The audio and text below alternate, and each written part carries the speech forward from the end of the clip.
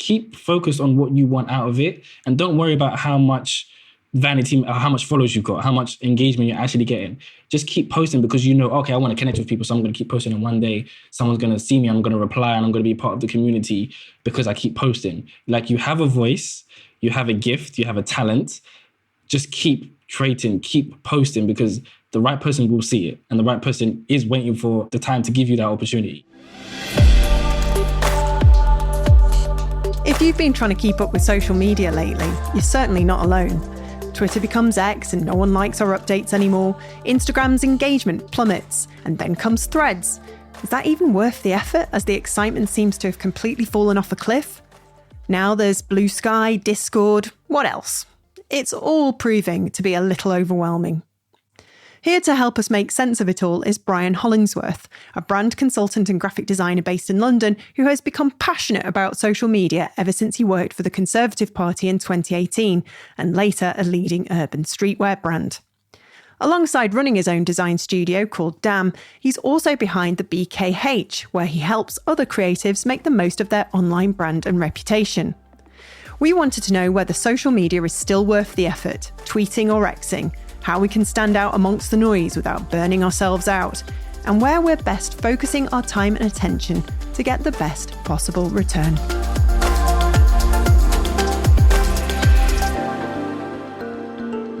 Brian, it's really nice to meet you. Thanks for joining us today on the podcast. Thanks for having me. Yeah, you're somebody who knows only too well about the benefits of coming onto shows like this. 100%. 100%. It's that self-promotion, isn't it? That a lot of us creatives, like, we know we have to do it, but it's like, where do we start? Where do we find the time? I mean, as a starting point, if you're a kind of graphic designer or illustrator and you're wanting to sort of get your voice heard, how would you sort of go about, like, starting that? Oh, man. I think for where you start is that you actually have to kind of get over yourself first. Like, because I think with a lot of us designers, illustrators, web designers, whatever kind of creative expression you have, it's very difficult to put yourself in the spotlight, because we're usually just behind a computer, hunched over in the dark because the lights have gone off and it's gone from morning to night, and we've just been working for 12 hours and we're just behind a computer and we're sending an email like, okay, here's the work, hit the deadline. You're not really ever really seeing anybody, do you know what I mean? Or really talking to people. You talk to your client or you talk to some project manager or whoever.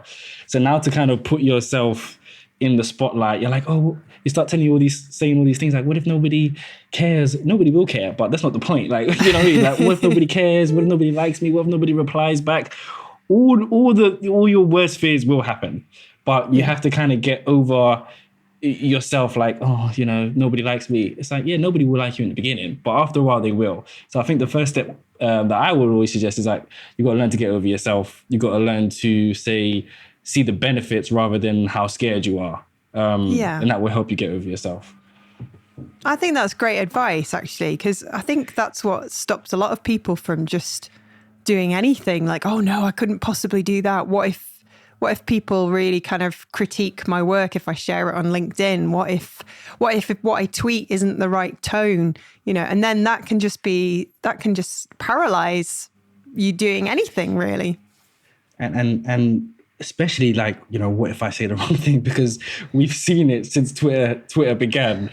How many people have lost their jobs to this day, like to this week? How many people have lost their jobs or been suspended or under investigation simply because of a tweet or a picture or a statement or whatever it is?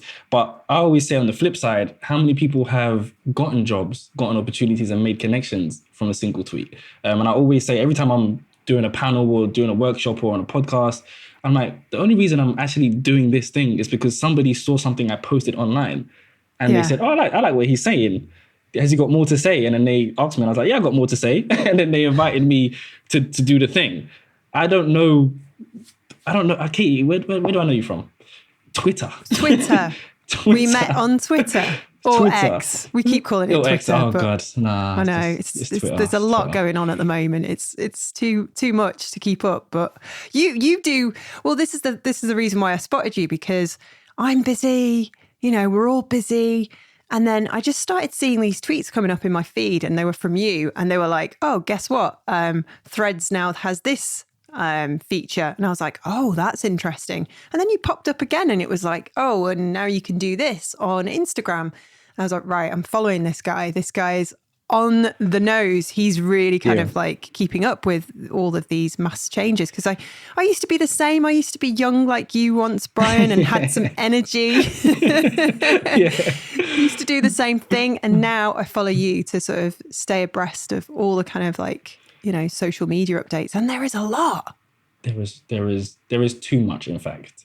So I think for me, when it comes to like talking about social media updates and keeping relevant or keeping up to date, there's so many people you can actually follow, and there's a few people I follow. But one thing I found was that a lot of it was kind of irrelevant to most people. Like there's Matt Navarro, who's like the top kind of like social media. If you're a social media manager or you're in the space, you would follow him for generally updates about every kind of thing. I know he's moved over from X to Threads now. He's abandoned the platform. But he just kind of covers kind of everything that's happening. And what I found following him was that I had to filter a lot of it out because I just didn't think it was relevant for me. So I've been a social media manager and I've also been a content creator. But even then, all of his news weren't relevant to me. And I was like, well, I don't want to kind of do what he does, where he just posts everything about industry people and stuff like that. I'm like, I want to post stuff for people that are using the platform, the creators itself. So I kind of filter out and I kind of ask myself, is that useful information? Okay, if Threads has a new feature, that's useful because you can use that feature. If you're talking about government policy about kids on the platform, maybe it's like, that's not useful because as a creator, that doesn't affect you. So I kind of try to filter out what I think would be useful news and helpful to somebody's creative career. And I'd say, okay, well, did you know that this is happening on the platform? Or, you know, X is going to start charging £1 or $1 a year. That might affect you because you might not want to use the platform anymore. Or this new platform does this and you can use that to promote this. Or now everyone's got links on Instagram stories or whatever the news is. I ask myself, is it relevant? Because one, again, it keeps me relevant. Again, like you said, it's like, oh, he knows what's happening. Do you know what I mean? So someone's going to think, oh, what's happening with Instagram or Twitter or whatever, I'm going to go and check Brian, or I'll just ask him like, hey, what's the deal with this? Do I need to care about it? And I'll be like, no, not really. Do you know what I mean? Because you know that I'm going to be relevant with the news, and it's also going to be useful to people. Exactly. So it's accessible. You make kind of like complicated, you know, what can often be, you know, overwhelming subject very kind of easy to follow, which is great. And funny enough, I actually had a show about it as well. I actually had a video show on IGTV, actually, that old thing. Nice. It was during the pandemic, so all the little Twitter updates I give, I just had a 10-minute video show. And then when IGTV kind of when they killed it for reals, I kind of just stopped the show. But I realized that I should have just done it on YouTube. Yes. And IGTV dying killed the momentum. So I'm like, every couple months or something, like, man, I should bring that show back or whatever. But it's finding the time. Yeah, exactly. Well, this is part of you building your kind of personal brand, isn't it? Because you've, like you said, you mentioned you started off your career obviously as a graphic designer because you studied at the University of the Arts London. Yeah. And then sort of ended up finding yourself delving into social media as well. So you've actually carved out a niche for yourself, which is, I guess, what you'd advise other creatives to do if they're trying to find a place for themselves online amongst all the noise. Amongst all the noise. So with that, it was kind of accidental. So it was about 2018 January, when I officially started saying I'm going to post online. So about 2017, I was working with the Conservative Party on I think it was the general election, actually. Yeah. Yeah. I think it was for Theresa May, I believe. The general election. And then that summer, I flew to Kenya to work on their general election. For Uhuru Kenyatta, I believe, my wife was 6 months pregnant at the time. Oh my goodness. I flew there for 2 months. So I was due to come back like 10 days before my first son was born. So and you made it. But he was 10 days late anyway, so he was waiting for me. Oh, right, okay. So it was a turbulent year. So I was doing like print media for them. and a little bit of social media. And I was like, this was when social media was really picking up and people were using it as like a political tool, a branding tool, and all these kind of things prior to just people just posting their dog and what food they're eating, right? It became a tool for business and even politics. So I was doing a bit of that in Kenya and in England, in Westminster. And then I was like, okay, this is really a place you can really post and connect and talk to people outside of just your friends, right? Because we had Facebook and that was just your friends. And then Instagram is like, well, it has the potential to go beyond your friends.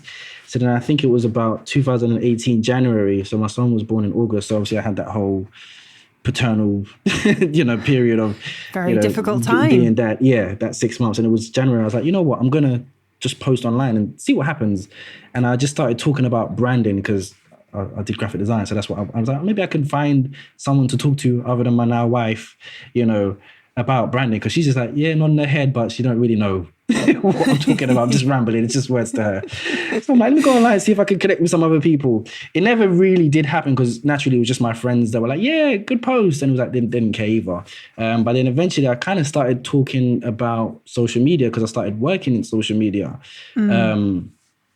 So I kind of started talking more about social media, and then people seem to like that. Like, yeah, okay, I like what you're saying about how to use the platforms, how to make certain content, how to make your content good, how to represent yourself online, why you should post online. If anything, like what's the reason about posting about online, posting about what you do online. So I think just from there, I started seeing the power of posting online and being able to connect with people. And then just slowly but surely over the last 5-6 years now, I've just connected with so much people and had so many opportunities simply from posting a tweet, Instagram picture, just great, my thoughts on LinkedIn, just whatever it is. And I'm like, even if you think no one is listening or liking the post or whatever, somebody somewhere is just waiting for that moment to be like, oh yeah, I've got something going on. I think you should get in on it. And it's like, forget, somebody, you getting 1 like or 6 likes on a tweet or wherever, even though some of my tweets have 0 likes. I don't care. Do you know what I mean? Because somebody somewhere has seen it. Maybe they didn't like it. Maybe they shared it with someone. Maybe they didn't. It doesn't matter. Maybe they were busy.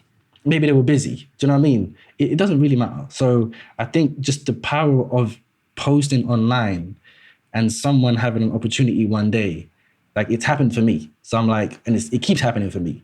And I keep seeing it happening for other people. All the people I've met in these last 5 years is literally someone saying, oh yeah, I know a guy, he talks about that. Do you know what I mean? Put his name in the pot, he'll do a workshop or whatever, or he'll come down and speak, or he'll be on the podcast, or he'll be on an article. Whatever it is somebody saw my post somewhere and said, yeah. He's still talking about it. Do you know what I mean? He's still talking about it. So this is how the BKH came about. This is your personal brand and like helping others to create.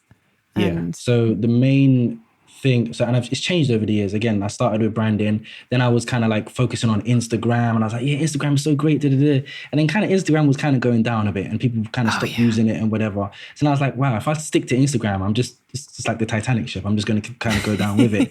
So I kind of started broadening my horizons and saying, well, maybe I should be just a general content guy, how to make good content, right? Yeah. And then I was like, maybe I should help people navigate these platforms, because during the pandemic and a little bit before that, there was just so many changes and shifts.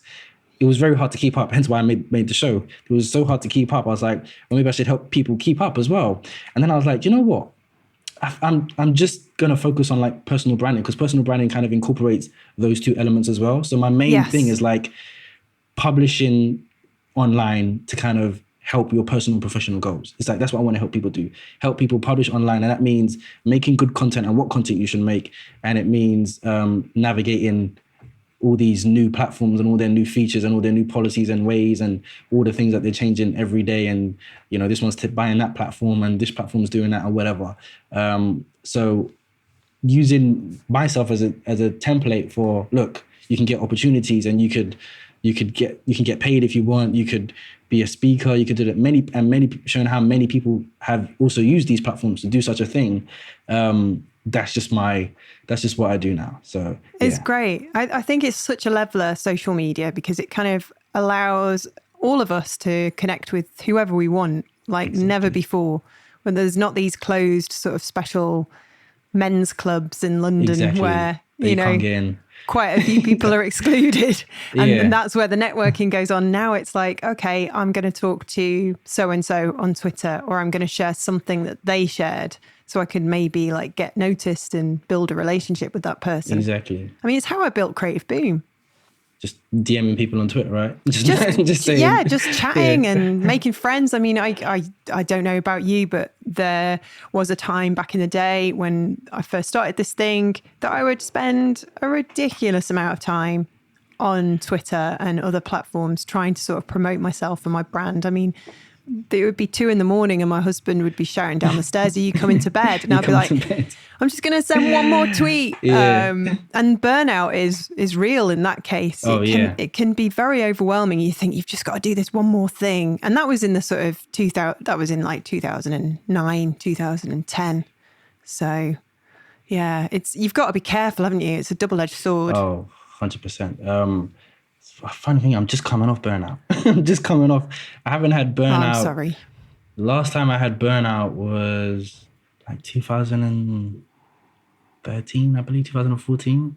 Right. What was the cause back then? Just literally doing too much. So just doing too much. So it's the same thing I put in my mind from last year when I got burnout. Just doing too much. Like you just get something new and you're like, you know what? I'm going to ride this till the wheels come off. And then the wheels come off and you're like, I need my wheels back. Yes. And you're like, I'm going to do all this stuff and I'm going to get rewarded. And the reward is that you nearly die. It's not good. It's not good. It's not good. That you nearly die. Yeah. So this was when you were sort of working in graphic design still and... Yeah, so when I first had the first burnout, I had my own studio with a couple of friends. We just got together and said, let's make a business or whatever. So somebody was doing video, somebody was doing web. And we had like a couple managers. And I literally just slept under my desk. And I woke up, went on top of the desk and started working. I was drinking like 6 coffees a day, eating noodles. It was hell. And were you with your current partner when all this was going on? No. She would have told you off, I'm sure. Yeah, exactly. Not coming home, sleeping under a desk. It's not good for you. It's not good. Yeah. So you can see how that kind of, and you think you're young, you've got energy, you can see how it just goes downhill. Last year from about January, I got a new job. It was a social media job. Right. Social media manager and content creation for a clothing brand. And I was like, you know what? I'm really gonna go hard. I'm really gonna show, what I can do. I really want to use this as a platform and a place to show that I can really create and do it. Impress. Impress. So naturally, I'm going just so hard, and I'm trying to do my BKH stuff on the side. I'm trying to have design clients on the side, and I'm like, you know what? I'm going to be 3 people. 3 people, and then by August, I am so tired. Yeah. And I'm like, I'm just telling myself, I'm just tired. It was my son's birthday in August, so we usually go on holiday. Leo the Lion, trouble. We usually this is our first holiday, I think, just after coming out of the pandemic. This is the first time going on holiday outside the country. So we're like, let's go on holiday. I think we went to Malta. And I'm like, I'll just go on holiday 10 days, just rest, and You'll be okay. It'll be okay. And I don't know if you know what it's like to go on holiday with kids or even your family. You don't get to rest. There is no closing your eyes on the beach because your kid might drown because it's playing in the water. Do you know what I mean? So you don't really get to sunbathe, or it's just like a normal, and you're even more vigilant because it's like you're not even in your own country. So it's like, who knows what's happening? I don't know this place. There's pickpockets or whatever's happening, or who knows what's going to happen down the road or whatever's going to happen. Do you know what I mean? So you're always like super vigilant because it's not like you're in London where you kind of trust, you kind of, you get the vibe or whatever. It's not exactly the rest that you would hope for. So there was no rest or relaxation done on that holiday. So I come back and I'm like, damn, I'm still tired. Like, what's going on? So then I don't know where, I think it was on Twitter actually. Somebody posted something saying there's this thing called the 7 types of rests. Forgive me, I can't remember the author's name, but it's a doctor. It's a lady, it's a doctor. She wrote this book called The 7 Rests, I think. And she goes, there's people often think, I'm just going to need to get a good night's sleep, or the weekend will fix me. No, that's physical rest. There's spiritual rest, mental rest, creative rest, physical rest, mental rest. It's just 7 types. I can't remember all of them now, but you need to kind of cover. And I started doing some studying like, yo, okay, I got physical rest thinking that was going to fix me up. Maybe I need rest from people. Maybe I need rest from creating things constantly. Maybe I need rest from, in the spiritual sense. Maybe I need mental rest. It's not just sleep is not going to fix it. I started learning about all these different rests, and I was like, okay, I need to kind of go through these rests and fix myself properly. And it literally took me from about August to this year, August, to actually feel like, okay, I'm back. And I knew I was back because I was bored. Whereas in that 1 year, I got bored, and I was like, what if I'm bored? That means I want to do something, because in that 1 year period, I just lost the energy to just do anything. I was taking my son late to school every day. Like, I didn't have the energy to physically get up. Like, for a month straight, I took my son late to school, and I was like, oh man, this is not even on, because I literally didn't physically have the energy. I went to work, and I just didn't have the energy to do the work. Do you know what I mean? Like, my energy. Anyway, and this was like the start of the... I understand. I've been there myself, but... Yeah. So what was that? That was at the start of... So this was from about August last year to August this year. That was this whole thing was happening. Whole 12 months. Yeah. So I kind of, and I knew every day I'm like, I'm going to get the energy. And it's like, it's not that simple. Like, you actually have to, if you're burnt out, you actually have to stop and start doing the work of like getting back to yourself and reclaiming yourself back in all these like different sectors of rest. Because what you've actually done is you've actually ignored your own self and your own health in all these different sections, like spiritually, physically, creatively, and you're just running on fumes. You're like, your tank is on E, and you're like, the wheels have fallen off, the fumes are coming out the bonnet, and you're like, no, this is okay. Like, I still got more in me. And it's like, what you really need to do, you need to go get yourself checked. Do you know what I mean? And it's like, you don't need to push yourself that hard. And it was a valuable lesson, because the company I was working for, the management wasn't just very good, it was actually quite terrible.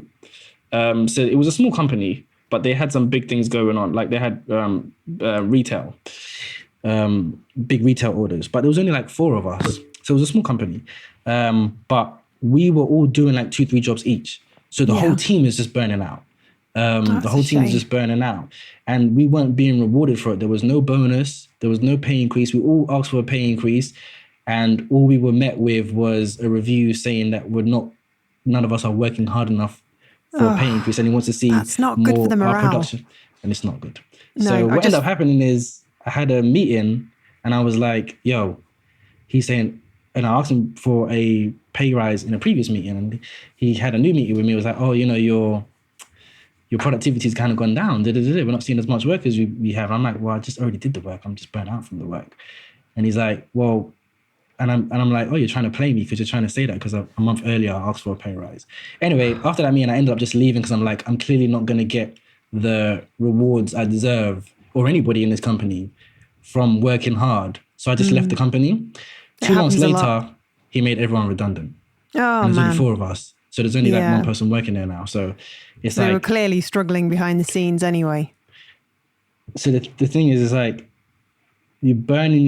people are burning themselves out, and I burnt myself out for something that you think you're going to get rewarded for, and you don't, because there is no reward for overworking yourself.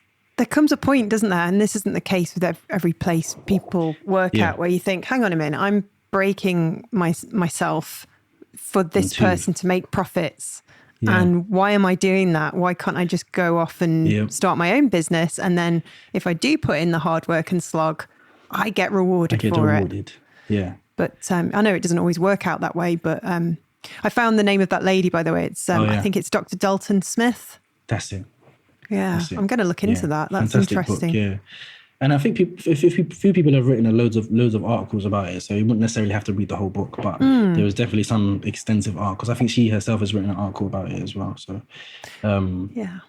it's definitely look into that. It's great.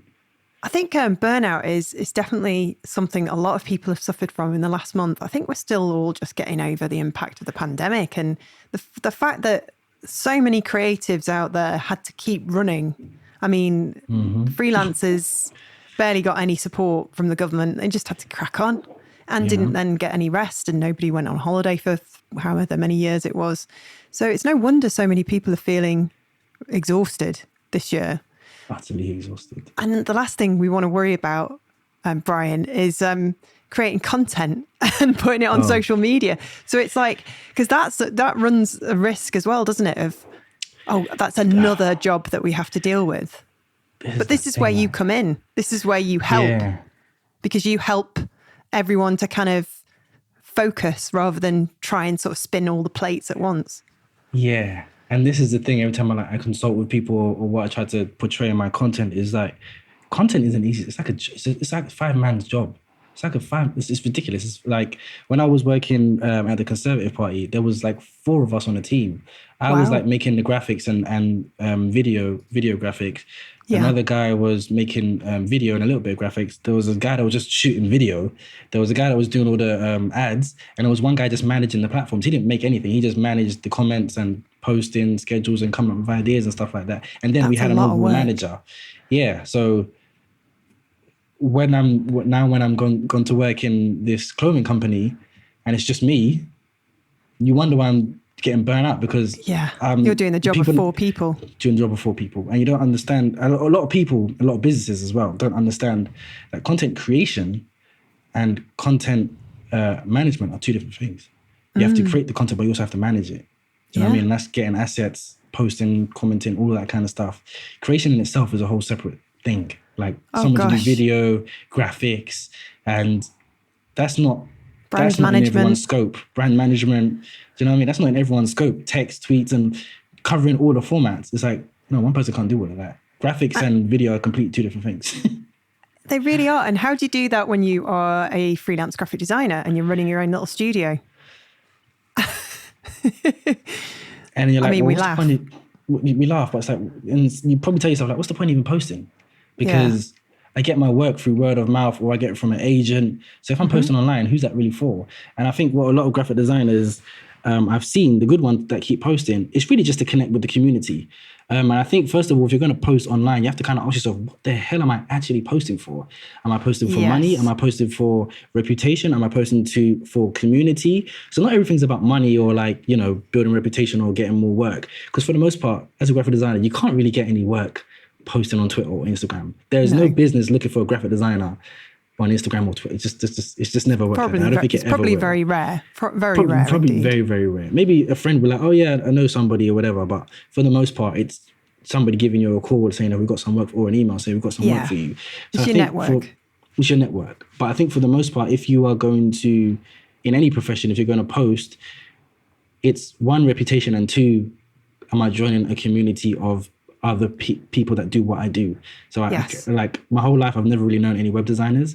Since posting online, met a few. Do you know what I mean? But again, because we're hunched over in our computer, we're not going out we're not going out people. It's a community. Do you know what I mean? Yeah. So you can go online and you can join a Discord, or you can join a Twitter, or Facebook group. I know loads of designers have loads of Facebook groups, or even LinkedIn, and you could just literally connect with people. I mean, I think that's what a lot of people miss when they're like, oh, I can't bother to post content. Sometimes your comments are content. So you replying to somebody else's work or somebody else's tweet or thoughts is also content, because it's content that you're putting up there and it's content that they're also replying to. So it's not necessarily about running your business online. It's about adding yourself to a community and adding yourself in the conversation. There are some people that they're not really that great at what they do, but because they're so involved in a community, everybody knows them. So you don't necessarily have to be like posting your work. If you're too scared to post your work, you can just comment on other people's work or comment on other people's problems that they have. And you're like, oh, I've got the solution to that, or I can help you with that, or we can figure that out together. So I think for the most part, it's like you need to ask yourself, what do I want my reputation to be? What do I want to build? What do I want to do online? It doesn't necessarily have to be like, oh, I want to make a career online, because more often than not, that's hard to do and it doesn't really happen. It's hard to do these days. It might have been easier back in the day when it was all new and shiny and the algorithms worked in our favor. And there was only 10 people from each niche online. Like literally only like 5 people reviewed tech, or like 2 people were like surfers, or like people that love animals, or people that kind of painted or reviewed books. There was like 5 of these people. So they had all the followers and they had all the attention. Now every niche has like hundreds of people And most of them are doing the same thing. But I- back in the day, there was like one personal trainer online. Now it's like everybody's going to the gym recording themselves. The one thing that does annoy me is that people of my age have got bigger followings because we all benefited from those early days. Haven't back in the day, yeah. Whereas people who are just going on these platforms now really struggle because they don't get the same traction we enjoyed. So that's unfair. It's unfair, but one thing I would say is there's pros and cons. Like, I do think the platforms are much better than they used to be. I know it's hard to say because there's just too much going on. And I know even the head of Instagram was like, Instagram is too busy. There's too much stuff in the app. It's too much stuff to do. And I think they know that. Even YouTube, they said there's a lot going on, and there's live, there's shorts, there's videos. You can even rent movies on there now. It's a lot going on. Like, so you can book a cinema ticket on Facebook. It's just ridiculous to me. Like, they've got the whole marketplace. It's like, what the hell is this? So much going on. But at the same time, because you have all these different sections in the app, you can grow in one section. Sometimes, not all the time, but you can just use, I know some people that don't post in their feed, they only use stories in Instagram. I know some people that just go live all the time, like on Twitch. I know some people that just post reels and short form videos, and just some people go crazy on TikTok.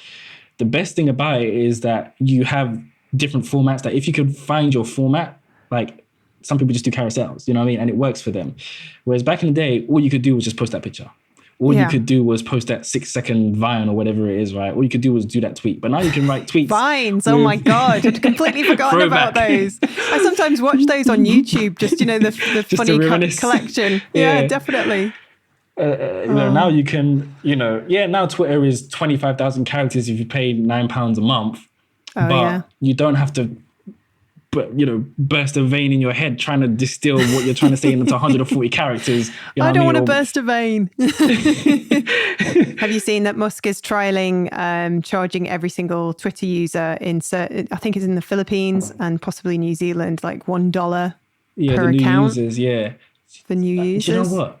I don't really like what he's done to Twitter. Really?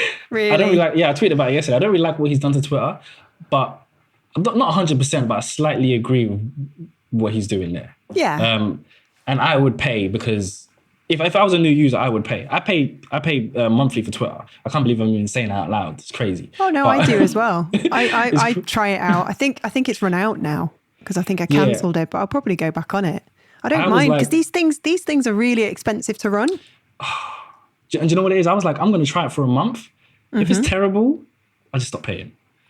But it's been 5 months since I've been paying for it. And I'm like, you know what? It's actually quite useful. I hate to say it's actually quite useful. And I think if you are a professional user of Twitter and you get something out of Twitter, I actually suggest you just try. Because it's $9. If you don't like it, just stop paying. But I think if you're a professional user of Twitter and you want to get something out of the platform, absolutely pay. If you're just a casual user, you just talk to your friends, you talk jibber jabber, you want to see some viral tweets and laugh or whatever, then there's no point in paying. Just kind of like LinkedIn. There's no point in paying if you're just a casual user. Exactly. At least there's the choice there. But were you there that day going crazy like me on Threads and seeing what it was all about? Or did you just kind of... I signed up. I was there for like...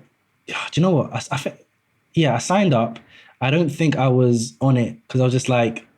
every time I opened it, I was like, these people are just copying their tweets over. Yeah. People are just copying their tweets over. And I was like, well, I'm already on Twitter. So why am I going to Threads to see the same stuff? Isn't it interesting what's happened since? It's all gone very quiet on there. It's all gone very, very quiet. And there's a few reasons for that, because it's like Instagram people know Twitter exists. And if they wanted to be on Twitter, they would have been on Twitter. Yeah. But also in saying that, I think it's good that if they miss the Twitter boat or Twitter is just too toxic for them now, they have an opportunity to have something like Twitter that's not as toxic, and they're able to kind of build on it, but not they're just taking simply all from our scratch. Data. They're listening to us. Oh yeah. I mean, that's the price we're paying to promote ourselves for free, I guess, which means nothing is free. So it is that, but one of the ironies of all of that was that people were so critical of Musk, but then were quite happy to jump into bed with Meta again. And when it sort of transpired all these things on the app store that they were having access to. And then also now you've got Threads. If you want to delete Threads, then I'm sorry, but you also delete Instagram. Everybody was like outraged, but no, we still hate Twitter, but it's okay with Meta. The thing is, online, one thing I've noticed is that people don't care as much as they say they do. People, there's always a topic of the week or 48 hours. It's like, oh, they'll just, I call it now. I'm like, oh, they'll be talking about this for 5 days and they'll be on to the next one. Or they'll be talking about this for 24 hours and they'll be on to the next one. It's like, just got to wait for it to blow over. It's just hot news. It's just like the BBC News. They talk about something for 1 week and the next week it's like the thing never existed. It's just a news cycle. It's just a hype cycle. So it's like yesterday's paper. Exactly. Yesterday's news is a bit of toilet paper. It's toilet paper, exactly. So I think just from most things that most people don't care as much as they say they do. Oh, yeah. But if you really cared, you'll just shut everything down. And I know people have just completely abandoned Facebook. I know people have just completely come off Instagram. And they had 30,000 followers. They had communities on Facebook. And they're like, nope, not having it. That's interesting. I saw a really funny picture somebody made, and it was quite rude. This poor old, like elderly woman with her kind of, walking frame, and younger people helping her along. And somebody had put a speech bubble caption on saying, "Come here, old Twitter user, come on to Threads where you have no followers." And I just howled because that's very much been the case for me. I've gone from having a really good following on Twitter and then going on Threads, and it's just like awful. And I'm like, I don't like this. Funny enough, this is bad. I tweeted, I said, if you think you're talking to yourself on Twitter, try Threads. Try Threads. Because sometimes you get no replies on Twitter, but you go on Threads, man, tumbleweed. And these are your followers imported from Instagram. People have followed you automatically. And it's like, nobody cares. It's funny enough, on Threads, I don't actually talk about anything personal branding or anything like that. I talk about movies and films that I watch and shows. Yeah, the reason being is because I saw everybody reposting their tweets. I'm like, why am I just going to copy and paste the tweet? I just don't do that. That's a good shout, actually. I just don't do that. And it's like, well, I'm not going to post what I already post on Instagram because it's on Instagram. So if you follow me on Instagram, you've seen it on Instagram. I'm like, I'm going to take this opportunity to talk about something that I actually like to talk about, but I have nowhere to talk about it. And that is like, oh, I've just watched this series, I give it a 3 out of 5, or like, because I really like sci-fi, and I'm like, oh, I want to talk about that. So I'm like, let me just talk about that. I don't care if no one. That's a really good point, actually, because often we're told, okay, so you've got a case study, you've just finished a project for a client, and you've then got all these vehicles, the vehicles being the different social media, and you want to get that message across to the destination, which is your target market. Yeah. So if that is the purpose of you sharing your stuff anyway, self-promotion. And usually we're told just do that and distribute it. And whilst that's good, actually coming at it from a different angle, looking at each individual platform in its sort of entirety, how can I sort of, instead of doing all that, how can I make each bit of my content or what I share different that would work well with that platform? That's a really good point. I've never really thought of it like that before. And this is where it becomes a job.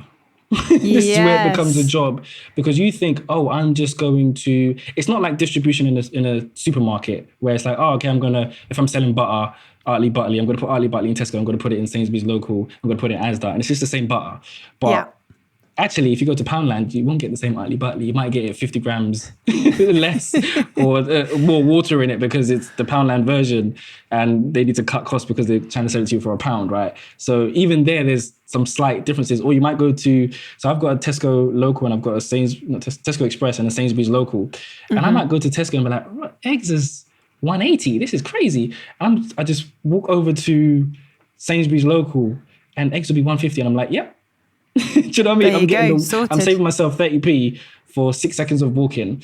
And it's the same thing that you do with platforms.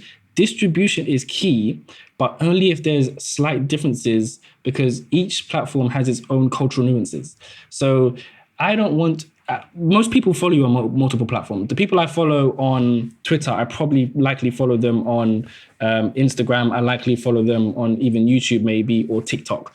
If I go on Instagram and I see you post your video, I'm like, great, blase blah, woozy woo, leave a comment. And I open Threads or I open Twitter and I open TikTok and I see the same video. I'm not going to comment again. I'm not Yeah, going to that's a comment good again. point. I've just seen this video. So what I would say is you have to understand, and this is what I try to help people do as well, understand the cultural nuances of each platform. So that might mean copy and paste sometimes. That might just mean using the same video. It might just work. That's completely fine. I'm not saying totally rule that out. But what you need to do is might be able to, because when Twitter was 140 or 280 characters, you had to maybe chop something down. Do you know what I mean? Make it a bit more witty or make it a bit more nuanced or make it a bit more rude nowadays. Everyone's just rude. All the brands on Twitter seem to be rude. Ryanair is completely rude and I just find it super hilarious. But they're rude because they're on Twitter. That is the culture of Twitter. You would never see them posting that on Instagram because Instagram is not a rude place. Do you know what I mean? And Threads is not a rude place. They've actively said we don't want to make it rude. But Ryanair on TikTok, they got these funny video memes where they'll be like, oh, you lot saying this, we're a rubbish airline, but you'll be back next month. And I'm like, oh my God, that's so self-aware and funny and rude. But they never post that on Twitter. Now, granted, they've probably got a team of people and you are just one person. But I would say, that's why I always say, like, don't give yourself too much. You don't have to be everywhere. Focus on 2 platforms, maybe 3 max, if you've got that kind of work ethic and time. But most creators are part-time. We've got full-time jobs. So we don't have that much time. But I would say focus on 2, maybe 3 platforms and figure out the cultural nuances of those platforms and trim down the video to, maybe put the 30-second video on Instagram, but you put the 3-second funny part on Twitter or the longer part on TikTok or a different version of it on YouTube Shorts or wherever you want to grow, whatever it is. But you can't copy your tweets to Threads because Twitter is rude and Threads is super friendly because everyone on Instagram is super friendly and fake and, oh, look where I am type of thing. So I would say, yes, distribute, but distribute understanding the cultural nuances of the platform and the people and how they react on that platform. You can be friendly on one, but this is why you've noticed no one's ever rude on LinkedIn. You know why? Because we're all using our real names and we all know where you work. So if you're rude or if you're awful to someone or you say something off key, you're definitely getting fired. You're definitely being pulled into HR. Here's the thing a lot of people probably don't realise. If somebody applies for a job, I wouldn't be surprised if the employer goes immediately on to those. Do. Yeah. And if your Twitter feed is full of hate and ranting and rudeness, as you say, it's not going to do them any favours, is it? But this is why I'm so adamant about talking about what you actually know and not getting involved in anything. I have a mate of mine and he says he has these golden rules every time he does a consultation. He tells his clients, don't talk about race, gender, politics, religion, stuff that just has like nothing to do with you, money, whatever it is. Don't get involved in conversations that you have to apologize for or you have no understanding of or anything. A lot of these conversations look fun and they look funny. Don't get caught in the whirlpool of these conversations. It's the way I was brought up. I'm sure it was the same for you. Yeah, don't talk about politics, don't talk about religion, don't talk about money. But generally, just don't talk about stuff you don't know. And especially if you have like a personal brand. I'm not saying don't talk about stuff you're not passionate about. Please, if you're passionate about a cause or something that's happening, please talk about it. But I mean, just generally, every day there's a topic that people want to drag you into. And it's just like the news. Every week there's a new thing that they want you to talk about. Oh, this is happening here, that's happening there. And it's like, you don't have to, because if you realize you just be thrown side to side like you're in a sea. Do you know what I mean? Like being thrown side to side by the tide. And it's like, just keep talking about what you know and keep talking about that thing, because that's where your opportunities are going to come from. Your opportunities are not going to come from talking about everything that everybody else is talking about. Yeah, there's no duty so just there. Keep straight. There's no duty. Straight. So you don't have to feel bad if you don't get involved in these things, because once you start talking about one thing, you've got to talk about everything, right? Exactly. Yeah. And also, like, don't be too hard on yourself, because like we've got enough on our plates. We really have. And I do wonder if like getting involved in all of that information and all of that conversation all at once on all these platforms, I do wonder if it impacts our mental health. And you're talking about that. My social media cuts off, like my phone locks it from 10 p.m. to 9 a.m. You can override it. But every time you just habit picking up your phone and I see that it's blacked out, it's locked off, I'm like, okay, yeah, cool, I'm not supposed to be on it. I'm tempted to do it from 9 to 9, but I'm like, you know what? 10 is usually the kind of wind down time when I'm watching something on TV or whatever it is. And I started doing that again in reaction to the burnout I had, because I realized I was just consuming too much nonsense. Yes. Just all the time, all the way up until 1 a.m. No. And it's just like, you gotta like, and it's just like, you're not viewing anything. You're not actually, it's like eating sweets. Like you eat the whole packet of Haribo, you're like, I feel sick. I didn't eat anything. Like, it's just nothing. There's no nutrients. I'm just on it because it's just habitual. Do you know what I mean? So I'm like, well, if I lock it, you know, I can't open it. Do you know what I mean? And it's like, your phone has it. Whether you've got Android or whether you've got an Apple phone, you can lock the things called downtime. And also all the social media apps have it. They can pop up and say, oh, your time limit, because you set it to 3 hours a day. Yeah. Your time limit of 3 hours a day on this app has come up. Yes, you can override it. But if you know you want to stop, you'd be like, you know what? Fair point. I'm finished for the day. I'm not actually doing anything on the day. It can wait tomorrow. There's nothing happening here. The world can wait. You know, I like to encourage people to kind of do that for their apps as well. Yeah. Because it's just too much. It's way too much. Things. And it can get overwhelming, and like what you said before about, you know, choosing 2 or 3 platforms and focusing only on that, and then also determining why you're using these things. What is it? Because you're trying to build your personal brand? Is it because you're trying to find a community to share tips with and get ideas and bounce ideas off?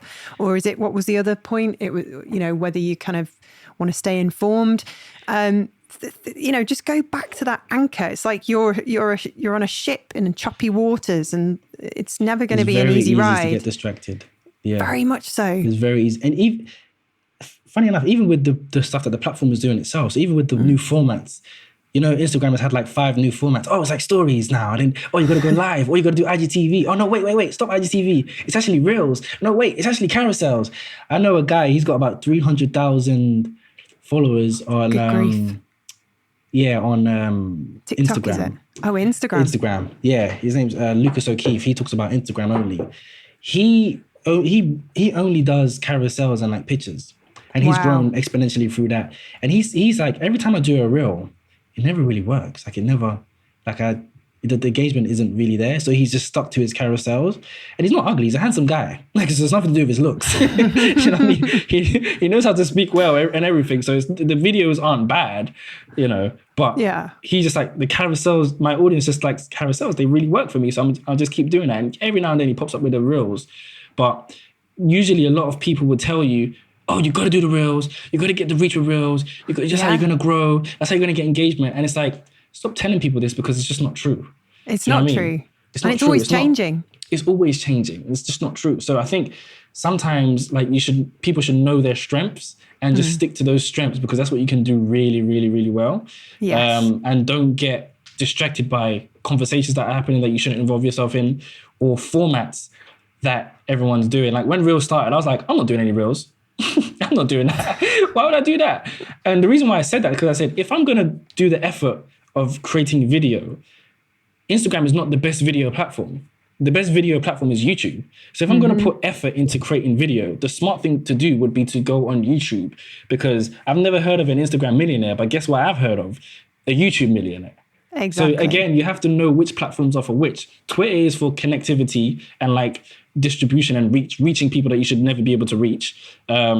TikTok for virality, not really for community. People don't know who they're following on TikTok, but you watch kind of raw videos and educational, conversational videos on there. YouTube is definitely for money. YouTube is definitely for building a business. Many people have built business on the back of YouTube. And I would say a place like Instagram is great for branding, because you've just got all the formats. You can go live, you can do carousels, you can have a shop, you can do stories, you can chat in DMs, you can create a community, you can do subscription. Like, it's just endless stuff on Instagram. So it's really great a great place to show off your brand and show off what you can do. So I think having that fundamental understanding of the platforms and what you want to do on those platforms really helps you focus and really helps you build whatever it is you want to build and connect with whoever you want to connect with. But you just have to kind of have that at the forefront of your mind. Like, absolutely. What am I doing here?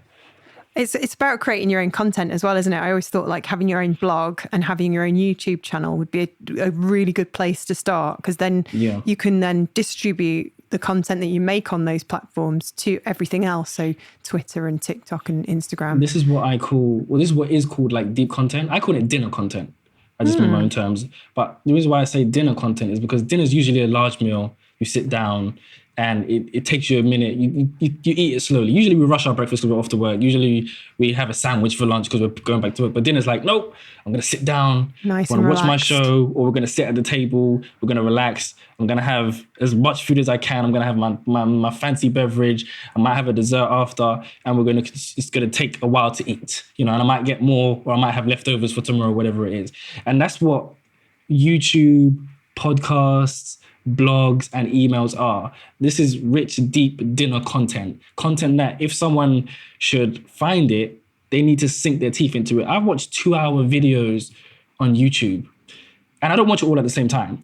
If I'm working a long shift, I'll put it on in the background. Could be a review of like Dragon Ball Z, which I love Dragon Ball Z. It could be a review of Dragon Ball Z. It could be a podcast about business or creativity or an interview or whatever. I love Colin and Samir. They have like 2-hour podcasts, and I just put it on and I watch it. You're never going to catch anybody watching 2-hour podcasts on Twitter No, or of course Instagram or nothing like that. But some people have 3, 4, 5-hour podcasts on Spotify. Some emails take 5, 10, 15 minutes to read. Some blogs take 30 minutes to read. You might have to come back. You might want to take notes. You might want to print out or highlight or whatever, right? And I think all that deep content is far better for loyalty, connectivity, and community than any of the short form stuff. The short form stuff has us on a hamster wheel.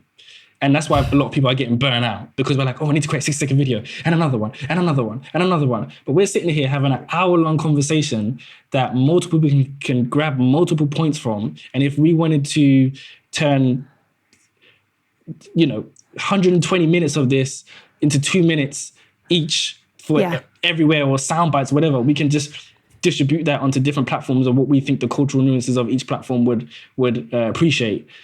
But we have the rich content, we have the dinner content, right? You can cut it up, you can share it, or whatever it is. And that's the whole point of having like deep content. And that's what I always say, like, yeah, exactly. That's what I always tell people, get off the hamster wheel of Twitter, because they go in a second. Get off the hamster wheel of Reels and even Shorts. And even Shorts are like, oh, you can link to your longer videos because they know that's where the meat is. That's where you get the ads. You know what I mean? So get off the hamster wheel of these short videos and start making deeper, richer dinner content where people can sink their teeth into. And the rest then falls into place, doesn't it? Exactly. There's a guy, I love his books. I'm just looking at my bookshelf. Daniel Priestley. He says, he got this book called Key Person of Influence. He says, you should have 7 hours of content. So when someone finds you, they should be able to find 7 hours of content that they can consume of you, and then they will become a fan of you after about 7 hours. So they did some studies or whatever. And it's like, you can't get 7 hours of content on Instagram. No. But you can get 7 hours of content from your podcast, from a blog, from an email, and from YouTube, right? And you're gonna do your own podcast as well, aren't you, Brian? Yeah. Yes. I would say it here. I would do my own podcast. Yeah. So anybody who wants to get on me. Yeah. So, but you said you're going to do your own podcast. All right. I'll say. Yeah. I'm going to hold you to that. You're going to hold me to it. Not that you haven't got enough on your plate. I've been on I've got about 7 hours of content on other people's podcasts. I know. I saw. But not my own. Yeah. Yeah. I saw, and that's, I didn't sort of go through 7 hours of it, but I definitely, followed you from that content. It does help that video you have of yourself that you link from your profile on your social bios, where there's like a video of you talking about personal branding. Everybody should do that. If people are wondering, if work is slow, then this is something people can think about doing, can't they, whilst they've got this spare time? Seeing what you've already got out there and just kind of redistributing that. Because again, that was like a year or 2 years ago, maybe. I could put that out today, and as long as I've chopped the relevant parts, of it, I can put it out today.